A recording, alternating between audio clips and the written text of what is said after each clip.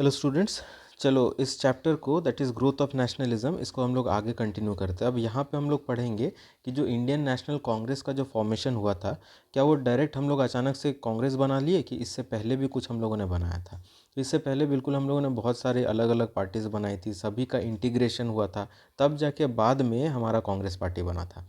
तो पहला हम लोग देखते हैं ईस्ट इंडिया इंडिया एसोसिएशन का फॉर्मेशन, जो कि 1 अक्टूबर 1866 में दादा भाई नारोजी यानी कि the grand old man of India he led the foundation of this East India association in London. तो लंदन में जाके इन्होंने इसका एस्टैब्लिशमेंट किया ताकि इंडिया का जो रियल प्रॉब्लम है उसको पूरी दुनिया के सामने लाया जा सके। तो इस एसोसिएशन में बहुत सारे ब्रिटिश लोग भी जुड़े थे, वो भी they also got like they sympathised with our problems and they joined this party that is East India association. फिर बाद में इसका बहुत सारा ब्रांचेस ओपन हुआ, मुंबई में, कोलकाता में, चेन्नई में, तो अलग अलग ब्रांचेस इसका ओपन हुआ। फिर आगे एक पूना सार्वजनिक सभा ओपन किया गया था 1870 में bye justice MG Ranade. His full name is Mahadev Govind Ranade. तो इसको इसीलिए इस्टेब्लिश किया गया ताकि हमारा जो इंडियन खादी प्रोडक्ट्स है, हैंडमेड हैंड वूवन क्लोथ्स जो है, उनको प्रमोट करना, ये मेन मकसद था इस पूना सार्वजनिक सभा का।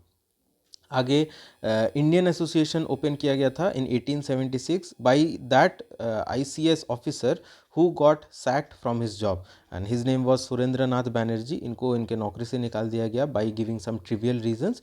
तो पढ़ा लिखा इंसान को जॉब नहीं दोगे, वो पार्टी पॉलिटिक्स में ही घुसेगा। तो इन्होंने अपना पॉलिटिक्स में इन्होंने अपना करियर स्टार्ट किया and he open an association, that association was known as Indian association. तो इसका एम था to promote brotherhood between Hindus and Muslim, क्योंकि इनको पता था कि इंडिया को अगर इंडिपेंडेंस दिलाना है तो हिंदू और मुस्लिम को साथ रखना पड़ेगा। तो ये इनका मोटिव था। और बाद में चल के 1884 तक में इसका इंडिया में अलग अलग सिटीज़ में 44 से भी ज़्यादा ब्रांचेस ओपन किया गया था। फिर आगे इंडियन नेशनल कॉन्फ्रेंस ओपन किया गया। यहाँ पे इंडियन नेशनल कांग्रेस नहीं, ये इंडियन नेशनल कॉन्फ्रेंस है। तो ये ओपन किया गया एक जगह पे। सुरेंद्र नाथ बैनर्जी जो है वो मीटिंग कर रहे थे, तो उस मीटिंग में अलग अलग पार्टीज़ को ज्वाइन करवाया और इंडियन नेशनल कॉन्फ्रेंस से आगे चल के इंडियन नेशनल कांग्रेस का शेप लिया। अब हम लोग मेन हमारे पार्टी पे आते हैं, दैट इज़ कांग्रेस पार्टी। 1885 में इसको इस्टेब्लिश किया गया था, दिसंबर के महीने में। द डेट वॉज 28 दिसंबर 1885। तो इस पार्टी के बनने से पहले क्या चीज़ हुआ था, इंडियन लोग अलग अलग ग्रुप बना ले रहे थे अलग अलग जगह पे। देख ही सकते इतना सारा हम लोगों ने पढ़ा। अभी इंडियन नेशनल कॉन्फ्रेंस हो गया, इंडियन एसोसिएशन, पूना सार्वजनिक सभा। तो यहाँ पे ये जो पार्टीज़ बन रही थी, यहाँ पे इंडियन लोग ही रहते थे, अपना भाषा में बोलते थे। तो जो ब्रिटिश ऑफिसर्स थे उनको समझ में नहीं आता था कि हमारे मन में चल क्या रहा है, क्योंकि उनको हमारा भाषा नहीं समझ में आता था। तो इसीलिए ब्रिटिश ऑफिसर ने बड़ा चालाकी से हमारा मन का जो थिंकिंग है वो जानने के लिए ये इंडियन नेशनल कांग्रेस बनाने का एक पेशकश किया। मतलब पहले क्या हुआ था, 1857 का रिवोल्ट इतना भयंकर रूप क्यों ले पाया, क्योंकि ब्रिटिश गवर्नमेंट को सॉरी उस टाइम में तो ईस्ट इंडिया कंपनी थी। ईस्ट इंडिया कंपनी को ये पता ही नहीं था कि हमारे मन में चल क्या रहा है, ठीक है। और अचानक से वो हमारा गुस्सा फूटा। तो अब हमारा मन का बात जानने के लिए इंडियन नेशनल कांग्रेस को एस्टैब्लिश किया गया by a retired civil servant personnel and his name was A.O. Hume. पूरा नाम है एलन ऑक्टेवियन ह्यूम। तो इनको ब्रिटिश गवर्नमेंट ने बोला कि आप इंडियन लोगों के बीच में जाइए, जाके आप एक पार्टी बनाइए ताकि इंडियन लोगों का हम लोग मन का बात जान सके और उनका भलाई का काम कर सके। लेकिन आपको भी पता है भलाई इनका कभी इरादा था ही नहीं, वो बस हमसे पैसा लूटना चाहते थे। तो ये पार्टी बना दिया गया by a retired civil servant officer that is A.O. Hume, और इनके साथ एक इंडियन ने भी हेल्प किया। हिज नेम वाज दादा भाई नारोजी। इन दोनों ने मिलके जो इस पार्टी को एस्टैब्लिश किया 28 दिसंबर 1885 में, ठीक है। अब आगे गोपाल कृष्ण गोखले ने यहाँ पे ये बोला कि ये पार्टी में लोग पहले बोल रहे थे कि जब हमारा पार्टी है, इंडियंस का पार्टी, तो इसमें ये अंग्रेज़ Elon Octavian Hume A.O. Hume को क्यों रखे। तो गोपाल कृष्ण गोखले ने बोला कि हम लोगों ने पहले भी बहुत सारा पार्टीज़ बनाया, लेकिन वो पार्टी उतना सक्सेसफुल हो नहीं पाया क्योंकि यहाँ पे ब्रिटिश गवर्नमेंट बार बार इंटरफेयर कर देती थी। अगर हमारे बीच में एक अंग्रेज़ रहेगा तो ब्रिटिश गवर्नमेंट उतना उतना ज़्यादा इंटरफेरेंस नहीं करेगी। तो ये चीज़ बोल के गोपाल कृष्ण गोखले ने इस चीज़ को जस्टिफाई किया कि हमारे इंडियन नेशनल कांग्रेस में एक अंग्रेज़ का होना बहुत ज़रूरी है, ताकि बात बात पे आके हमारा पार्टी बंद ना करवा दिया जा सके। चलो ये चीज़ हो गया। अब पार्टी बनने के बाद कांग्रेस हर साल इंडिया में कहीं ना कहीं पे मीटिंग करती है। तो इनका जो पहला सेशन हुआ था वो हुआ था बॉम्बे में गोकुलदास तेजपाल संस्कृत कॉलेज में। तो ये होने वाला था आपका पुणे में, लेकिन पुणे में अचानक से कॉलेरा फैल गया था, जिसका वजह से वहाँ से शिफ्ट करके इसको बॉम्बे में लाया गया। अब आगे ये चीज़ देखते हैं, कांग्रेस बनाया गया था इंडियन लोगों का साथ देने के लिए, ठीक है, मतलब ऐसा बोला गया था हमें कि तुम्हारा साथ देने के लिए बनाया जा रहा है, असली में साथ देने का तो कोई मकसद नहीं था इनका। तो साथ देने के लिए बनाया गया था। तो इस चीज़ से याद रख सकते हैं कि इसका जो पहला सेशन हुआ था इन गोकुलदास तेजपाल संस्कृत कॉलेज इन बॉम्बे, उसमें कितने लोग अटेंड किए थे। तो बनाया गया था पार्टी साथ देने के लिए, तो साथ दे से साथ दो याद रखना। तो 72% आए थे इस पार्टी में। हमारे जो पहला सेशन था उसमें 72 डेलीगेट्स अटेंडेड। और इस सेशन के जो प्रेसिडेंट थे वो थे वोमेश चंद्र बनर्जी, WC बनर्जी, ठीक है। ठीक है, अब इसका तो हर साल कहीं ना कहीं पे सेशन होता ही है, हमें बस स्टार्टिंग का 4 सेशन याद रखना है, ऐसा तो बहुत सारे सेशन हुआ है। तो पहला जिस साल में कांग्रेस पार्टी का फॉर्मेशन हुआ that is 1885, and after that next year 1886, 87 and 88। तो ये 4 साल लगातार इसका सेशन हुआ। कहाँ कहाँ पे, इसको याद रखने के लिए हमें खाली BCMA याद रखना है, ठीक है। तो BCMA, B for Bombay, C for Calcutta, M for Madras and A for Allahabad. तो ये 4 जगह पे हमारा ये सेशन हुआ था। अब इन सेशन में जो प्रेसिडेंट चुने गए थे उनका नाम याद रखना भी बहुत ज़रूरी है। तो प्रेसिडेंट हम लोग कैसे याद रख सकते हैं, तो पहला तो B फॉर बॉम्बे और B फॉर बैनर्जी। तो WC बैनर्जी जो वो बॉम्बे में प्रेसिडेंट बने थे। अब अगला कैलकाटा, कैलकाटा में हमारे जो क्रिकेट टीम के जो कैप्टन थे एक टाइम के, जिनको दादा बुलाया था, तो ऐसे याद रख सकते हैं कि कैलकाटा में दादा रहते हैं, तो कैलकाटा में दादा भाई नारोजी।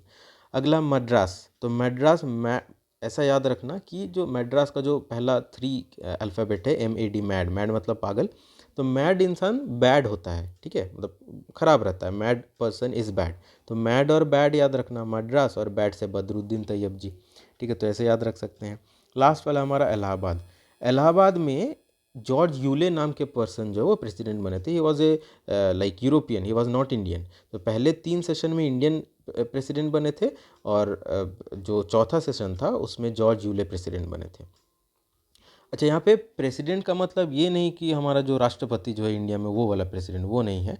कोई भी मीटिंग होता है उसमें एक हेड तो होता है, वही हेड बातचीत करेगा उस मीटिंग के बिहाफ में, तो उसी हेड को प्रेसिडेंट हम लोग कह रहे हैं, ठीक है। तो इलाहाबाद में जॉर्ज यूले बने, इसको कैसे याद रखेंगे, तो ऐसे याद रख सकते हैं, इलाहाबाद में एला छुपा हुआ है। तो कब जब भी कोई छोटा बच्चा रोता है तो हम लोग उसको कैसे शांत करवाते हैं कि अले उल्ले अले शांत हो जाओ, अले अले अले ऐसे करते हैं। तो अले उल्ले करते हैं, तो ऐसे इलाहाबाद का अले और जॉर्ज यूले का यूले।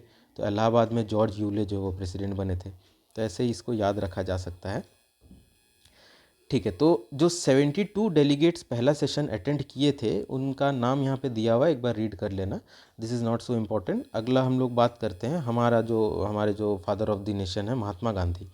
उनको पॉलिटिक्स किसने सिखाया, कि नेतागिरी करते कैसे हैं। तो गांधी जी के जो पॉलिटिकल गुरु है उनका नाम है Gopal Krishna Gokhale. And this question has been asked in multiple examination, not only your school examination but other competitive exams also। तो हर जगह पे कहीं ना कहीं पे इसको पूछा ही जाता है। अब आगे क्वेश्चन ये आता है कि ये जो महात्मा गांधी का पॉलिटिकल गुरु गोपाल कृष्ण गोखले, उनके पॉलिटिकल गुरु कौन, तो उनके पॉलिटिकल गुरु है महादेव गोविंद रानाडे, MG रानाडे, ठीक है। चलिए अब आगे कांग्रेस का हम लोग ऑब्जेक्टिव देखते हैं, क्यों कांग्रेस पार्टी को एस्टैब्लिश किया गया था। पहला बात ये है कि जो नेशनल वर्कर्स है, जो लोग फ्रीडम का लड़ाई लड़ रहे हैं, उन सभी के साथ कनेक्शन एस्टैब्लिश किया जा सके, सबको एक छत के अंदर लाया जा सके। तो ये पहला ऑब्जेक्टिव था कांग्रेस का।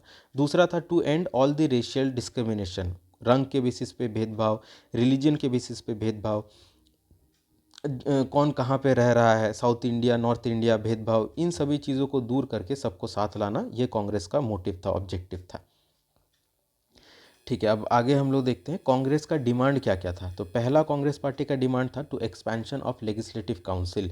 लेजिस्लेटिव काउंसिल में इंडियन लोगों को भी आने का अधिकार दिया जाना चाहिए, और इंडियन लोगों का जो रिप्रेजेंटेशन है वो सही पॉपुलेशन के अकॉर्डिंग होना चाहिए। ऐसा नहीं कि इतना बड़ा इंडिया है 2 जन को दे दिया यहाँ पे खाली रिप्रेजेंटेशन करने के लिए, तो ये नहीं होना चाहिए।